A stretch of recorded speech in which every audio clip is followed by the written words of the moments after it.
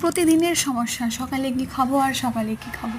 তো আজকে কি করব ভাবলাম, একটু টমেটো কুচিয়ে নিই, একটু সব পেঁয়াজ কুচিয়ে নিই, একটু লঙ্কা, কাঁচা লঙ্কা কুচিয়ে নিই, আর সাথে একটু বেশটি করে পাতিলেবুর রস দিয়ে দিয়েছি।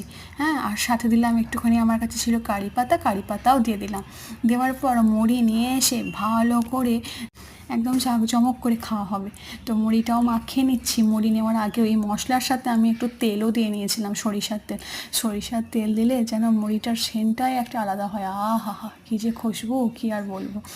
তো আমি এভাবেই নিয়ে নিলাম, মুড়ির সাথে একটু ঝুড়ি ভাজাও মাখিয়ে নিলাম।